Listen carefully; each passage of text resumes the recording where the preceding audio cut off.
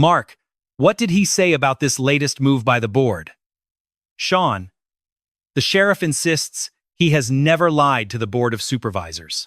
He says he listened to the board last night and heard their concerns about the distrust and leadership issues within his own department, and he claims that resolving those issues of trust and leadership is his responsibility. But now, the shadow of another serious problem is looming. The possibility that the Arizona Attorney General's office might file perjury charges against the sheriff. Now, the vote refers this matter to the Attorney General, or rather, a 4-1 vote last night, to send the case to the prosecutor, follows accusations that Sheriff Nanos falsified his work history.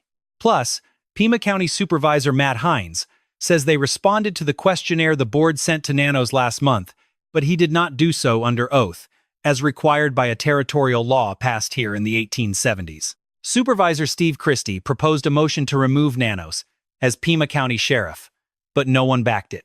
Maybe a quarterly meeting, a monthly one.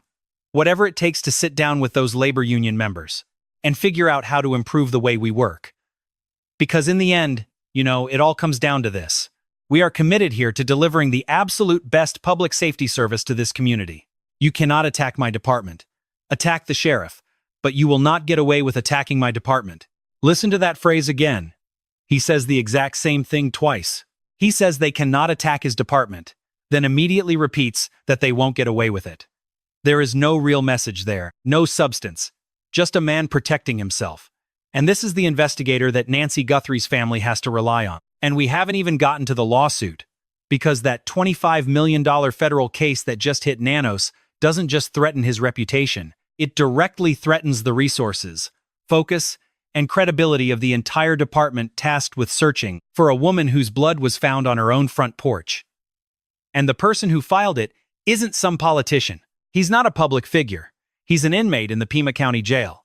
Someone with absolutely nothing to gain and everything to lose. Someone who claims that what he experienced inside was terrifying enough to write down and send to a federal court. What he describes in those court documents will make you question everything you thought you knew about who runs Pima County. And it connects to the Nancy Guthrie case in a way that no one is clearly explaining. And this is the part that should make your blood run cold. The man the country is trusting to find her, the sheriff leading this investigation, was just hit with a $25 million federal lawsuit. And the details of that lawsuit raise questions that mainstream media outlets don't dare to ask out loud. By the end of this video, you will understand exactly why this sheriff's record might be the most important and the most ignored part of this entire case. And you will see documented proof in the official record that the man holding Nancy Guthrie's fate in his hands has been hiding things for a very long time. Stay with us, because this goes incredibly deep. Her name is Nancy Guthrie, 84 years old. A mother, a grandmother, the kind of woman who still meets her daughters for dinner and lets her son-in-law drive her home simply because that's what family does on a quiet Thursday night in Tucson. She lived in Catalina Foothills, one of those neighborhoods where the homes sit back from the road and the desert stretches out right behind them, where everything feels quiet, safe, and far from the world's worst tragedies. You probably already recognize her daughter's face, Savannah Guthrie.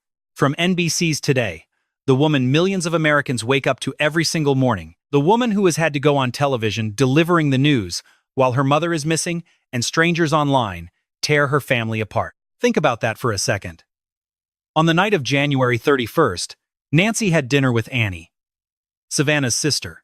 Her son-in-law, Tom Maschio, drove her home afterward. His house is located very close to Nancy's. It was a normal night. One of those you don't really remember in detail because nothing makes you think it will be the last. The next morning, February 1st, Nancy Guthrie is reported missing. The police arrive at her home in the Catalina Foothills. There are no signs of forced entry or any evidence of a struggle inside the home, but on the porch, her own porch, they find drops of her blood. That is not a disappearance. It is a kidnapping, and within a few hours, the police classify it as such. Security camera footage emerges. It captures an armed suspect approaching the property. The silhouette is visible. You can clearly see the weapon. But after months of investigating, that suspect still hasn't been publicly identified. A glove is found near the house. DNA testing begins. And Pima County Sheriff Chris Nanos steps before the cameras, assuring everyone that his team has this under control. Every day, Our DNA labs collaborate with investigators, offering new insights. I believe we are getting closer. He looks confident, in control, sounding exactly like the leader you would want running a case like this. But he doesn't say this that day. The cameras don't catch this. Sheriff Chris Nanos has a past, a fully documented, heavily reported track record that raises deep and serious questions about whether he was ever truly the right man to lead this investigation. If you are following Nancy Guthrie's case and want instant updates, subscribe to the channel right now and hit the bell. We are not going anywhere until Nancy comes home. We know this much. The armed suspect in that doorbell video still has no name. There is no match for the glove. Nancy Guthrie is still missing. Months have passed, and the sheriff who promised answers now steps into federal court, facing a $25 million lawsuit that threatens to expose everything his department is hiding. We will show you exactly what is inside that lawsuit. We will dissect his documented record and the details on his own resume that turned out to be fake. And we will ask the question Nancy's family deserves to have answered. Who is actually fighting for her? The investigation was supposed to bring answers. Instead, the investigator himself became the most unsettling part of this story. It all begins with a resume and a secret kept for over 40 years. Before we discuss the lawsuit, you need to understand who Chris Nanos really is. Not the version he showed the public, nor the one in his campaign materials, but the version the Arizona Republic uncovered when they started asking questions. Because in March of this year, the Arizona Republic, one of the state's most prestigious newspapers, published a report that stunned many. Chris Nanos distorted parts of his employment history on his public resume. Listen closely to this. The man searching for an 84-year-old kidnap victim. The man who tells grieving families at press conferences that he is close, falsified his own professional history. That is what the report revealed. In 1982, Chris Nanos did not leave his previous police job voluntarily. He resigned, but not by choice. He signed his resignation to avoid being fired. Resign or get kicked out. The reason? A series of disciplinary actions that his resume quietly erased, pushing his departure date 2 full years past the real one. 2 years. That is not a simple paperwork mistake. It was a choice. His department spokesperson told Newsweek that the discrepancies were, and I quote, administrative in nature, with no intent to mislead or falsify Sheriff Nanos' record. Administrative in nature. You erased 2 years from the date you were forced out after disciplinary write-ups, and your spokesperson calls it a paperwork issue. Let that excuse sink in. Nanos himself fired back with a 22-page report. Not a brief statement, 22 pages, addressing his work history and past misconduct allegations, his department's immigration, cooperation, and budget issues flagged by critics. You do not write 22 pages for something minor. You write 22 pages when you have a lot of explaining to do. And then, the Pima County Board of Supervisors does something extraordinary. They forward complaints of possible perjury against Chris Nanos directly to the Arizona Attorney General. Not misconduct or administrative mistakes, but perjury. This means there are elected officials in Pima who believe Chris Nanos lied under oath, and they are so sure that they signed off on it to the state's top prosecutor. But that is not the hardest blow. The Pima County Sheriff's Officers Association, his own deputies, who work with him daily, publicly announced they no longer trust Chris Nanos and are demanding his resignation. These are not political rivals or reporters with hidden agendas. They are the men and women serving under him. And how does Nanos react to all of this? He calls it background noise. He says every sheriff has dealt with it for 50 years. I don't listen to that. It is just background noise. Background noise. His own officers are begging him to step away from a missing elderly woman's case, but he dismisses it as mere background noise. Pressed on the mounting criticism specifically surrounding the Guthrie investigation, he says, "They cannot attack my department. Attack the sheriff, but you will not get away with attacking my department." Listen to that closely. He says it twice. He claims they cannot attack his department, and then immediately repeats that they will not get away with doing so. There is no real message there, no substance. Just a man desperately trying to protect himself. This is the investigator Nancy Guthrie's family is counting on, and we have not even gotten to the lawsuit yet. Because the $25 million federal lawsuit that just landed on Nanos' desk threatens far more than his reputation. It drains the resources, focus, and credibility of the entire department searching for a woman whose blood stained her own porch. And the person who filed this lawsuit is not a politician, nor is he some media celebrity. He is an inmate in the Pima County Jail, a man with nothing to gain and everything to lose, who claims his experience was so terrifying he had to write it down for a federal court. What he describes in those court records will make you question everything you thought you knew about who really runs Pima County. And it connects to the Nancy Guthrie case in a dark way that nobody is willing to explain clearly. A fabricated resume, a perjury complaint, and his very own officers demanding his immediate resignation. And now, a $25 million federal lawsuit filled with allegations so severe they reach the United States District Court. This is the massive weight pressing down on the Nancy Guthrie investigation at this very moment. The lawsuit is real. It is filed. It is federal. United States District Court, District of Arizona. The plaintiff is Stephen Kenneth Fox, an Arizona inmate currently being held in the Pima County Jail. The facility operates under the direct authority of Sheriff Chris Nanos, and Stephen Fox's allegations of what happened there are deeply disturbing.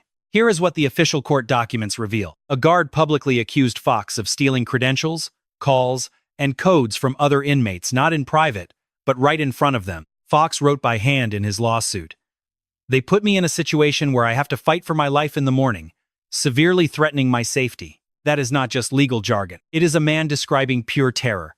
A man telling a federal judge that someone inside that prison painted a target on his back. And according to Fox, what happened next was exactly what he had predicted. He was physically attacked and left, in his words, sore for weeks. $25 million. That is the massive amount Stephen Kenneth Fox is demanding. That is the price, he says, of his safety, his body, and his suffering in Chris Nanos' jail. Now, let us connect this directly to Nancy Guthrie, because this link is critical and undeniable. But first, you must see the bigger picture collapsing around this investigation. This is not an isolated incident, it is a clear pattern. Here are 5 documented facts about Chris Nanos happening alongside the search for Nancy Guthrie. First, he falsified his work history on his public resume, a fact confirmed by the Arizona Republic newspaper. Second, he resigned from a previous law enforcement job to avoid being fired after facing disciplinary action. This event was confirmed to have happened 2 years earlier than what his resume claimed. Third, his own board of supervisors referred allegations of potential perjury to the Arizona Attorney General. This is documented in official records. Fourth, the Pima County Sheriff's Association, representing his own staff, issued a vote of no confidence and publicly demanded his resignation. Fifth, a federal lawsuit asked the district court to hold his department accountable for what an inmate describes as deliberate exposure to extreme danger inside the Pima jail. 5 separate documented facts, each incredibly serious on its own. All of this unfolds while an 84-year-old woman remains missing, with blood left on her porch and a family desperate for answers. Now, think about this connection. If Chris Nanos cannot or will not protect those already under his custody in his own jail, what does that tell us about his ability to protect the integrity of an investigation happening on the outside? An inmate alleges a public setup and a beating.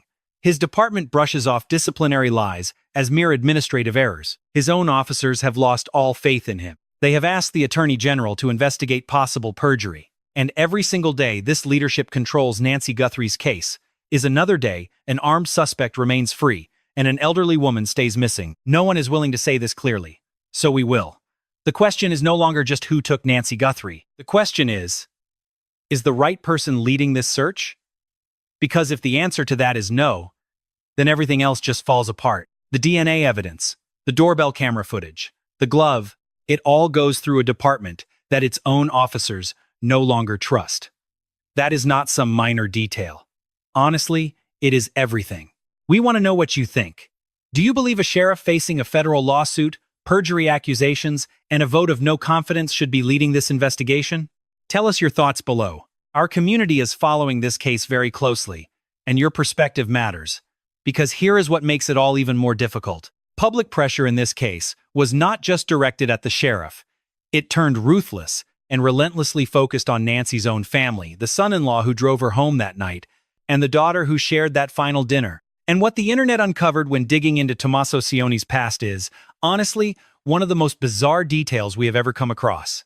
We are not saying this proves anything, but we are saying you absolutely need to hear it. While the sheriff fights his own legal battles in federal court, internet sleuths have been running their own investigation. And what they revealed about the people closest to Nancy on her final night is going to leave you deeply uneasy. Not because it proves anything, but because it is so incredibly strange, you won't be able to stop thinking about it. Let's go back to the night of January 31st, because what happened after dinner matters, and the internet hasn't forgotten. Annie Guthrie, who is Savannah's sister, had dinner with her mother, Nancy, that evening. Afterward, Tommaso Cioni, Annie's husband, and Nancy's son-in-law, drove her home. They lived close to Nancy. It was a routine drive home, the kind of normal evening families across the country have every single day. But because of what unfolded the next morning, Tommaso and Annie became the last confirmed people to see Nancy before she vanished. And in the world of online true crime, that proximity, no matter how innocent, is enough to put you in the crosshairs. The scrutiny became intense and relentless. People online began pointing fingers at Annie and Tommaso, as if proximity equaled guilt. As if driving your mother-in-law home was proof of something sinister. That is when Sheriff Chris Nanos takes a crucial step.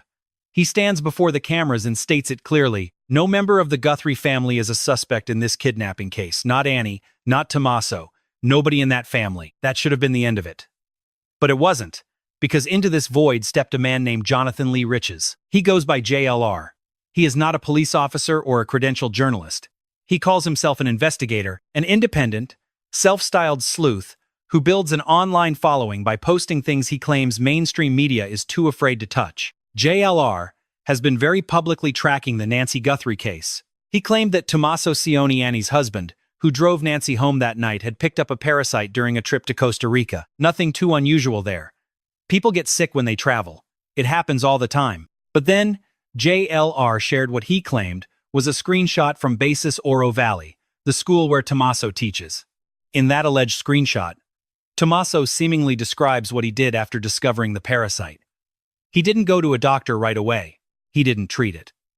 According to the screenshot shared by JLR, Tommaso actually allowed the parasite, a condition called larva migrans, to live in his leg for 3 months on purpose, just to show his students a real parasite-host relationship. His alleged words in that post were, "Oh, I caught a parasite, larva migrans, on my Costa Rica trip, and I left it in my leg for 3 months to show my students a live parasite-host relationship." Pretty disturbing, right? Let's pause here, because this doesn't actually prove anything about Tommaso's involvement in Nancy's disappearance. Sheriff Nanos was very clear about that. The family is not under suspicion. But if you want to follow every detail of this case as it develops, please subscribe right now. Hit the bell. We will keep covering this case until we get definitive answers. What do we make of this parasite story? Think about it honestly. A man lets a parasite live inside his body for 90 days, just to teach kids biology. Is that the action of an incredibly dedicated teacher? Or is it the kind of detail that, once you hear it in the context of a missing person investigation, you simply cannot forget? We aren't telling you what to think. We are just telling you what people are thinking. And we are saying that the gap between those two things, the dedicated teacher versus something far more unsettling, is exactly where this cold case sits right now.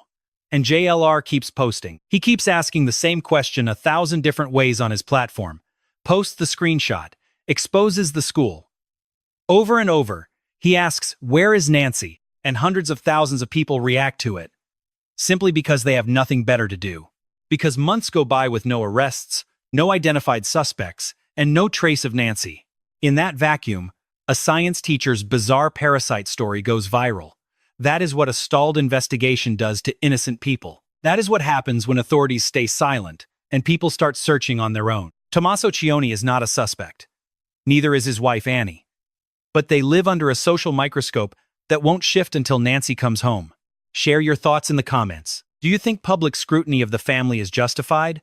Or is it destroying people who already lost their mother? We read every single comment, because there is one truth this case always comes back to. We have spent 4 episodes talking about a sheriff, a lawsuit, perjury, absurd stories, and a family under siege. Meanwhile, Nancy Guthrie is still missing. We have discussed the sheriff. We have dissected that lawsuit. We debate about the family. But we haven't touched on the human being at the center of it all. The woman everyone seems to have forgotten in all the noise. Her name is Nancy, and she deserves far better. Her name is Nancy Guthrie, not Savannah Guthrie's mother, not the Pima County abduction victim, and not some cold lab file. Nancy Guthrie, 84 years old, is a mother who raised daughters who love her so much that one of them anchors a national newscast and still breaks down completely when she says her mother's name on air. A woman who had dinner with her family on a Thursday in January walked through her door and never felt safe at home again. She is who we are talking about. So let's talk about the actual state of the investigation. Because behind the sheriff's scandals, federal lawsuits, and social media chaos, physical evidence is waiting in real labs to reveal the truth.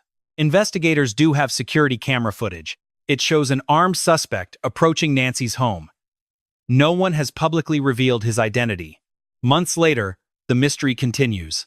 A glove was found nearby, and DNA experts are processing it. Nanos himself told People magazine that his team works on this daily. His exact words: "Every day, our DNA labs work with investigators, and new ideas emerge. I believe we are getting closer and closer.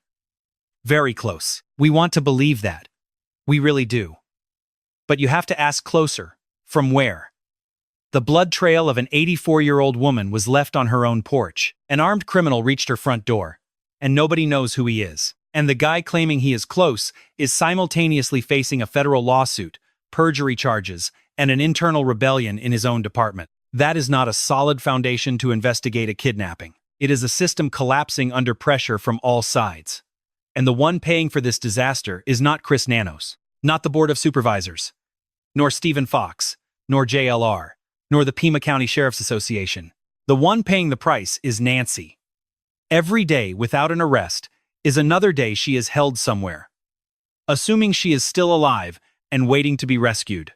Every day lost to lawsuits, perjury allegations, and votes of no confidence is a day the DNA labs operate without the full support of the institution. Every day the public is distracted by gossip about parasites or tinted windows is another day the armed suspect on that security video slips away from justice. We aren't saying Chris Nanos took Nancy Guthrie or that his department is hopelessly corrupt. We are just saying that a system in crisis cannot give an 84-year-old woman what she deserves. And today, that system collapsed. An anonymous email is circulating from someone claiming to know Nanos personally. They claim he took his wife's car to a local shop to get the windows tinted illegally. When the owner warned him it was illegal, he allegedly replied, "I'm the sheriff. What are they going to do?" The email is unverified. The source, anonymous. We don't share this as a proven fact, but as part of a larger pattern. A pattern of a man convinced that the law applies to everyone except for him. A man who dismisses his officers' concerns as background noise. Someone who handed over 22 pages to defend a resume that lied. That is the guy leading the Nancy Guthrie case. Before you go, we need to hear your take on this. If you were Nancy's family watching this mess, what would you demand from Pima County? What would you say directly to Chris Nanos? Leave your thoughts below. We read absolutely everything. Subscribe to the channel and hit the notification bell right now. This case is far from over. We will be back the second a new lead breaks. With this much pressure building up after so many dead ends, something eventually cracks. And we will be right here when it does. Nancy Guthrie deserves answers. Her family deserves answers. And until this case is finally resolved, until someone is identified, arrested, and held accountable for what happened on that Catalina Foothills porch, we will not back down. We do not just move on. We stay right here until justice is finally served.